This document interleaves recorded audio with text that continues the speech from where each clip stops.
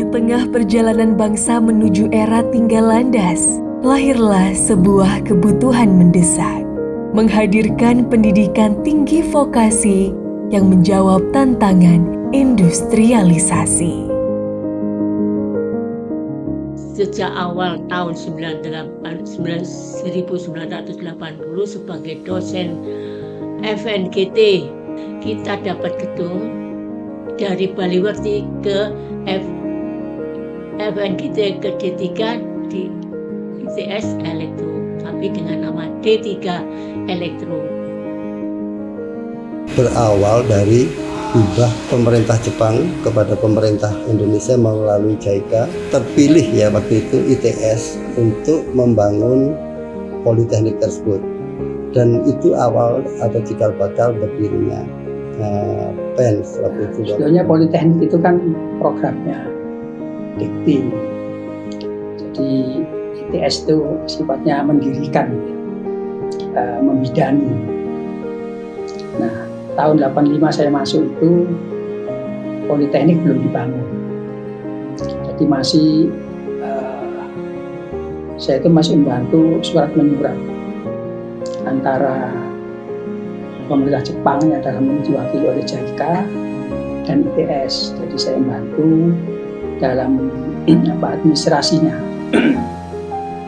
Jadi karena ini termasuk internasional internasional, maka surat menyuratnya itu bahasa Inggris. Sampai selesai itu selama 15 bulan. Itu selesai, tuntas sudah 15 bulan. Jadi kira-kira April itu serah terima. Kemudian Agustus penerimaan mahasiswa baru. Agustus. Itu mahasiswa pertama itu tahun 88, angkatan pertama. Politeknik ini dulu benar-benar dirancang dengan seksama loh. Benar-benar dirancang dengan seksama. Jadi jumlah dosennya berapa, jumlah lahannya berapa, yang diterima mahasiswa berapa, itu dirancang dengan luar biasa detail banget gitu ya. Untuk menjadi dosen, saya di training dulu oleh dari pihak JICA, dari pihak Jepang. Saya di training dulu, training 1 tahun di Jepang dan 1 tahun setelah kembali dari Jepang untuk menyiapkan materi ajar dari mulai modul untuk praktikum, kemudian diktat untuk mata kuliah dan seterusnya. PENS itu ya suatu perjalanan ya, mulai dari Politeknik Elektronika Telekomunikasi menjadi Politeknik Elektronika Surabaya dengan penambahan program studi yang dulunya hanya elektronika sama telkom sesuai namanya. Terus berkembang ada kebutuhan listrik, terus berkembang lagi dengan adanya hibah JICA itu ada informatika. Ya. Nah terus ya tentunya berkembang lagi. Nah ini kan satu perjalanan untuk menjawab dinamika tantangan. Ketika selesai dengan perkuliahan tersebut, saya kembali ke PENS dan mulai saat itu ada usulan untuk mendirikan program Diploma 4. Kebutuhan tenaga kerja di Indonesia juga memerlukan tidak hanya skill tapi butuh kemampuan fundamental, sehingga program Diploma 4 itu diharapkan balance antara ilmu-ilmu fundamental dan skillnya gitu ya, sehingga diusulkanlah tahun 2004 kalau tidak salah untuk mendirikan program Diploma 4 dan mendapat sambutan dari pemerintah Indonesia maupun pemerintah Jepang, sehingga program hibah melalui JICA ini berlanjut di tahun itu untuk mendirikan program Diploma 4 dan sekaligus mendirikan gedung yang khusus untuk Diploma 4 di sana gitu ya. Sehingga kita berdiri di awal hanya mungkin kalau nggak salah ada 3 atau 4 program studi yang membuka program Diploma 4. Nah setelah itu sesuai dengan perkembangannya, hampir semua program studi memiliki jenjang Diploma 4. Jadi lengkaplah Politeknik Elektronika dan Telekomunikasi yang 3 lantai, ya, kemudian IT yang 2 lantai, yang tengah-tengah itu, kemudian D4 yang 3 lantai itu lengkap. Sejak saat itu, setiap langkah yang ditorehkan membawa semangat yang tak pernah padam. Semangat keberlanjutan, semangat dedikasi. Sambil menunggu turunnya undang-undang tentang izin ya Politeknik Pendidikan Pascasarjana, yaitu Undang-Undang Nomor 12 Tahun 2012. Kita mulai membangun gedung Pascasarjana dan mempersiapkan program S2 tentang elektro dan informatika waktu itu. Langsung kita mendapat izin, begitu undang-undangnya turun, kita mendapat izin untuk menyelenggarakan program Pascasarjana oleh kementerian. Jadi saat itu Pak Nu yang juga pernah menjabat sebagai direktur PENS ini juga berkeinginan bahwa selain hibah dari pemerintah Jepang, ada tentunya anggaran dari Indonesia untuk ikut mengembangkan pendidikan vokasi.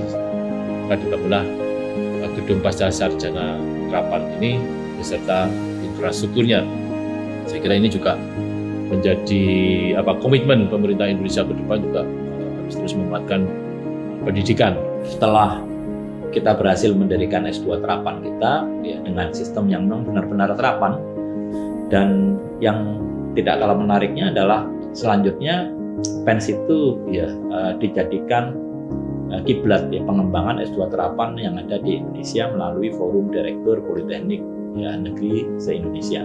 Ada sekitar ya 57 program S2 Terapan yang ada di Indonesia. Sampai 2021 seiring menjelang masa tugas berakhir, kita masih butuh untuk penguatan infrastruktur, sehingga kita usulkan SAW ya, Smart Automation Workshop itu SBSN ya, jadi lewat SBSN PENS mengusulkan, dan alhamdulillah sudah berdiri dan siap untuk kita manfaatkan, dan tentunya ini tanggung jawab semuanya untuk bisa memaksimalkan fasilitas yang ada. Karena di PENS ini terus terang dari areanya sendiri ya kita tidak terlalu luas ya. Di tahun 2022 multi year ya kontrak, jadi kontraknya lintas tahun 2022 sampai 2023. 2022 itu terkait dengan struktur bangunan, selesai di akhir 2022, kemudian baru masuk di 2023 itu interior, jadi dalam sampai ke penyiapan peralatan yang ada di laboratorium.